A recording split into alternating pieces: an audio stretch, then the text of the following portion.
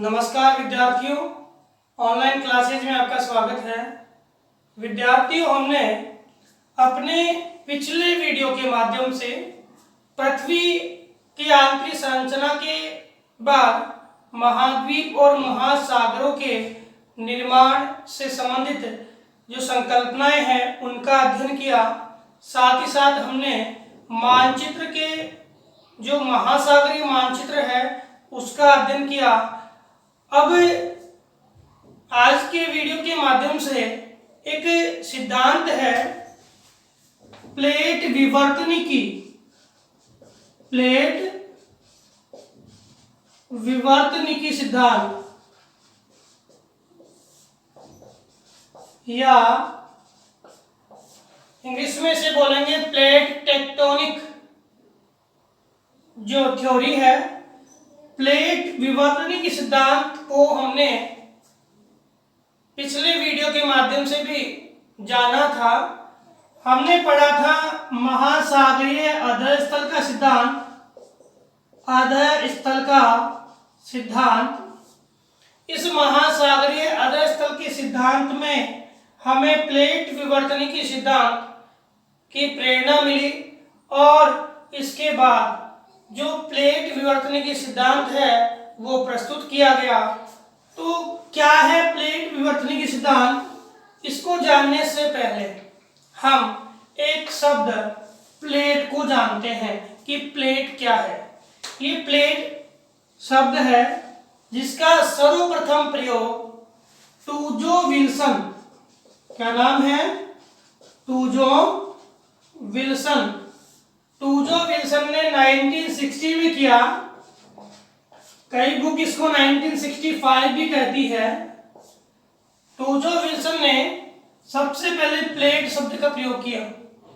Plate का मतलब है आपके स्थलमंडल और जलमंडल, स्थलमंडल और जलमंडल 0 से लेके और 200 तक का भाग, यानी दुर्बलता मंडल से ऊपर वाला जो भाग है वो आपके किस में आता है, प्लेट में आता है। कहने का मतलब महासागर व महाद्वीप, महासागर व महाद्वीप का जो भाग है वह क्या कहलाता है, प्लेट कहलाता है। जिसमें 5 से लेके आके 100 मीटर की गहराई तो किसकी है, जो किसकी, महासागर की, और ऊपरी भाग क्या है, महाद्वीप है। और कहते थे कि जो महासागर और महाद्वीप है ये आपके कौन सी परत पे, दुर्बलता मंडल पे तैर रहा है। कौन सी मंडल पे तैर रहा है, दुर्बलता मंडल पे तैर रहा है। वैसे बोले तो सियाल परत है वो कौन सी परत पे तैर रही है, सीमा परत पर तैर रही है। कौन सी परत पे तैर रही है, सीमा परत पर तैर रही है। जो प्लेट है वह महासागर और महाद्वीप का भाग है।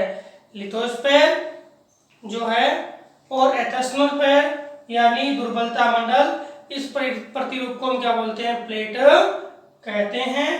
और ये जो प्लेटें हैं उनमें परस्पर विखंडन हुआ और परस्पर विस्थापन हुआ।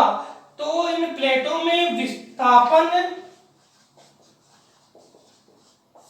एवं जो विखंडन की क्रिया है उसी को हम क्या बोलते हैं, प्लेट विवर्तनिकी।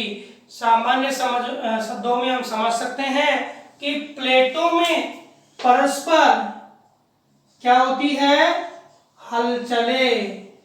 ये प्लेटों में चलने वाली हलचलें क्या कहलाती है, प्लेट विवर्तनिकी।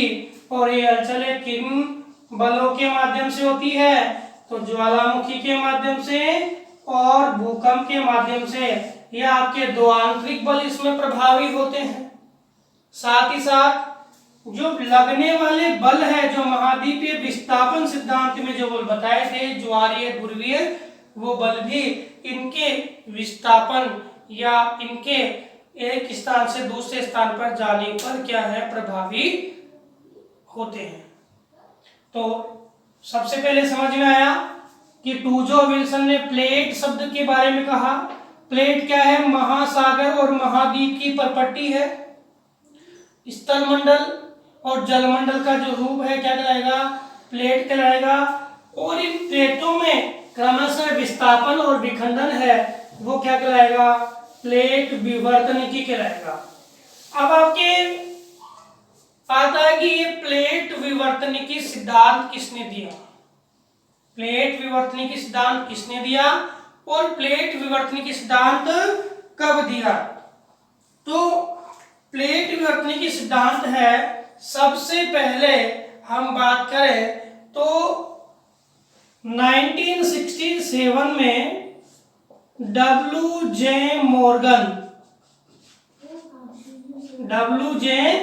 मॉर्गन ने सबसे पहले इस सिद्धांत को प्रस्तुत किया। सिद्धांत तो समझ में आ गया होगा, प्लेटों में क्या होगा, विभंग आएगा यानी विखंडन होगा, और फिर प्लेटें क्या होगी, एक दूसरी तरफ क्या होगी, विस्थापित होगी। ये आपके सिद्धांत है। सबसे पहले सिद्धांत दिया डब्ल्यू.जे. मॉर्गन ने, और मॉर्गन के बाद मैकेंजी, पार्कर, मॉर्गन के बाद मैकेंजी ने और पार्कर ने इस सिद्धांत को स्वतंत्र रूप से प्रस्तुत किया। स्वतंत्र रूप से क्या किया, प्रस्तुत किया। सिद्धांत वही है कि प्लेटें हैं, परस्पर विखंडित हुई और विखंडन के बाद प्लेटों में विस्थापन हुआ। अब प्लेटें जब विखंडित होती है तो प्लेटों में कुछ सीमाएं बढ़ जाती है। क्या बढ़ जाती है, सीमाएं बढ़ जाती है विखंडन और विस्थापन से। तो प्लेटों में कौन कौन सी सीमाएं बनती है, एक बार वो सीमाएं हैं उनका अध्ययन कर लेते हैं। प्लेट विवर्तनिकी सिद्धांत कब आया, 1967 में, और 1967 में सिद्धांत आया डब्ल्यू.जे. मॉर्गन ने, मैकेंजी, पार्कर ने। और इस सिद्धांत के अनुसार जो प्लेटें हैं वो पहले पेंजिया था, एक ही था, विस्थापन हुआ, विस्थापन के बाद ये है क्या है, आपके दुर्बलता मंडल है या सीमा परत है, उस पे तैरते तैरते एक स्थान से दूसरे स्थान पे विस्थापित हुए, और विस्थापन से वर्तमान महाद्वीप और महासागरों का निर्माण हुआ, और विभिन्न प्लेटें निर्मित हुई। अलग अलग प्लेटें, महासागरीय प्लेट, महाद्वीपीय प्लेट और महासागर और महाद्वीपीय प्लेट, इस प्रकार से अलग अलग प्लेटें बनी, जिनको हम मानचित्र के माध्यम से अभी देखेंगे। लेकिन इससे पहले जो प्लेटें हैं उनके जो किनारे हैं या प्लेटों की जो सीमाएं हैं वो कौन कौन सी सीमाएं हैं उनका अध्ययन करते हैं। तो प्लेट जो है वो विखंडित हुई और विस्थापित हुई, तो इसमें क्रमशः 3 सीमाएं बनी। पहली सीमा कौन सी है, आपकी अपसारी सीमा। दूसरी सीमा कौन सी है, अभिसारी सीमा। कौन सी, अभिसारी सीमा। और तीसरी कौन सी है, रूपांतरित सीमा।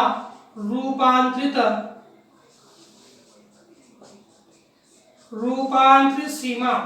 तो पहले अपसारी, दूसरी अभिसारी और तीसरी कौन सी है, रूपांतरित सीमा। अपसारी सीमा क्या होती है, अप यानी दूर, जब प्लेटें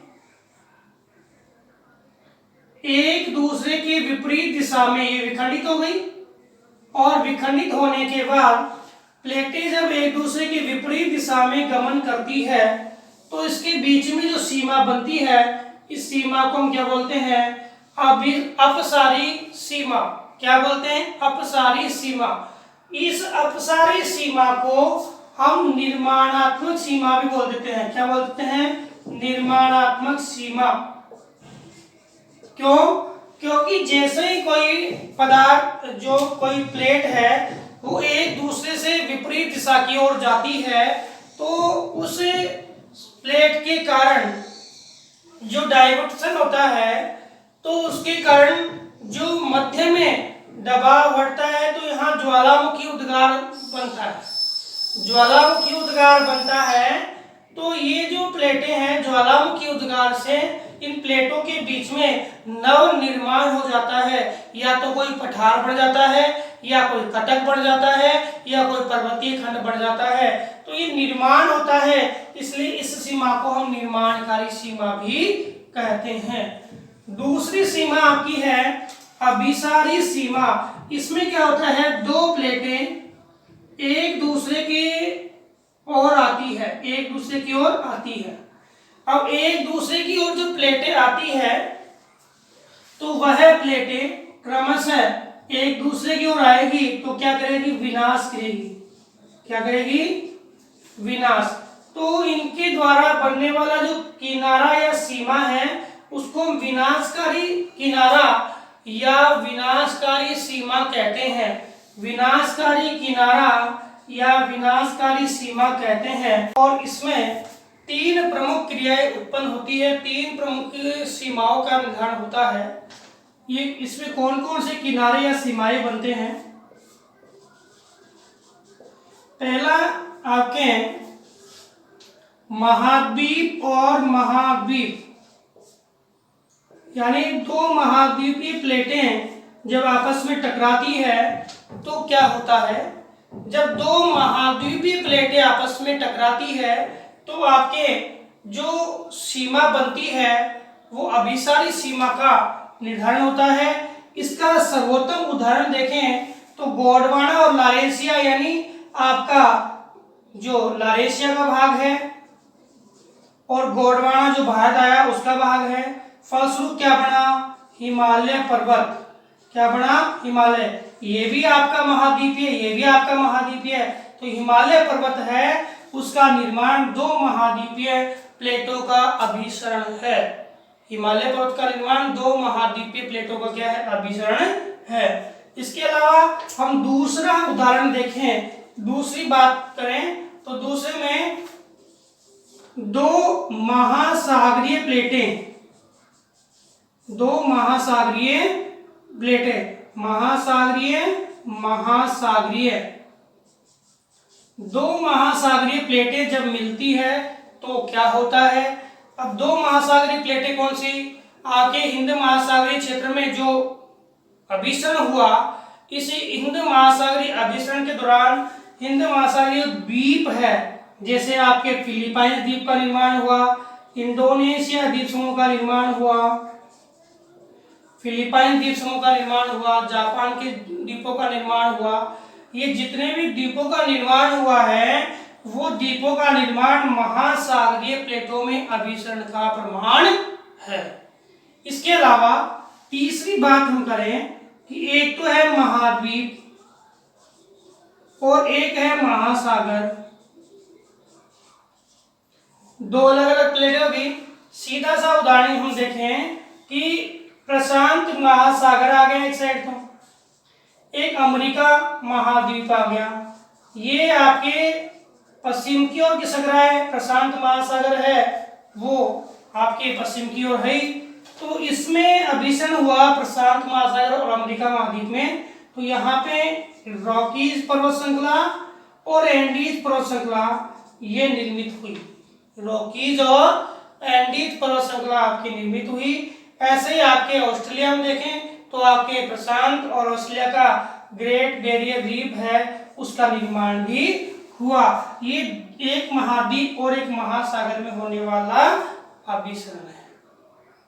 तो अभिसरण के तीन रूप, महाद्वीपों में, दो महासागरीय प्लेटों में और एक महाद्वीप और एक महासागरीय प्लेट में। तो अभिसरण जो होता है हमेशा विनाशकारी होता है। कैसे कि कोई वस्तु है यहाँ पे रखी है, मान लो इस जगह या किसी भाग में मेरे हाथ में वस्तु रखी है और मैं इसको दोनों तरफ से फोर्स लगा के मोड़ू तो वस्तु क्या होगी, उसमें फोल्ड आएगा तो विनाश होगा। तो विनाशकारी हलचल इसमें होती है। तीसरी सीमा की बात मैं करूं तो रूपांतरित सीमा। कौन सी सीमा, रूपांतरित सीमा। और रूपांतरित सीमा को हम संरक्षित किनारा भी कहते हैं, संरक्षित किनारा कहते हैं। इसमें कोई न तो निर्माण होता है न ही विनाश होता है। हालांकि भूकंपीय हलचलें इसमें होती है। इसमें प्लेटें हैं एक दूसरे के समानांतर गति करती है, ना तो नवनिर्माण ऐसे गति करेगी। प्लेटें जो है वो आपकी एक दूसरे के समानांतर इस प्रकार से गति करती हैं। अभिसरण में क्या होता है, प्लेटें एक दूसरे की जो क्या गर्त बनाती है या पर्वत बनाती है। और अपसारी है, उसमें प्लेटें दूर। मध्य महासागरीय कटक इसका सर्वोत्तम उदाहरण है।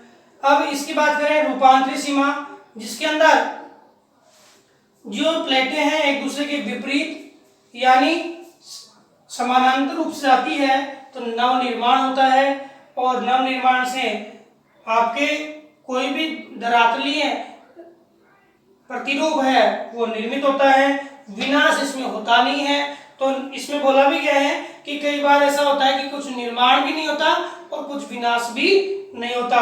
तो ये संरक्षित किनारा है। तो 3 आपकी रूपरेखाएं प्लेटों के परस्पर विभंग और विस्थापन के दौरान 3 आपकी सीमाएं हैं वो निर्मित होती है। तो प्लेट विवर्तनिकी क्या है? प्लेट विवर्तनिकी प्लेटों में विखंडन और विस्थापन है। और 1967 में कहा प्लेट क्या है, महाद्वीपीय और महासागरीय परपट्टी का रूप है। और मैकेंजी, पार्कर ने स्वतंत्र रूप से, मॉर्गन ने इसको सबसे पहले प्रस्तुत किया। प्लेटें हैं वो 3 सीमाएं बनाती है, अपसारी, अभिसारी और रूपांतरित। और इसके कारण क्रमशः आपके पर्वत, पठार, आपके गर्त और मैदान आदि का निर्माण होता है। अब प्रमुख और गौण प्लेटें जो है उनको हम मानचित्र के माध्यम से देखते हैं। सबसे पहले मानचित्र में हम महाद्वीप और महासागर की लोकेशन देख लेते हैं। तो ये आपका यूरोप है, ये एशिया है, मिलाकर के क्या बोल देंगे यूरेशिया, क्या बोल देंगे यूरेशिया। उत्तरी अमेरिका, दक्षिणी अमेरिका, अफ्रीका, ऑस्ट्रेलिया और अंटार्कटिका, ये आपके महाद्वीपीय क्षेत्र है। इन महाद्वीपों के अलावा ये अटलांटिक महासागर, अटलांटिक महासागर पूरा क्या है, अटलांटिक महासागर है। ये आपका प्रशांत है, ये वाला भाग भी और ये वाला भाग भी। ये आपकी हिंद महासागर है, उत्तरी ध्रुव, दक्षिणी ध्रुव।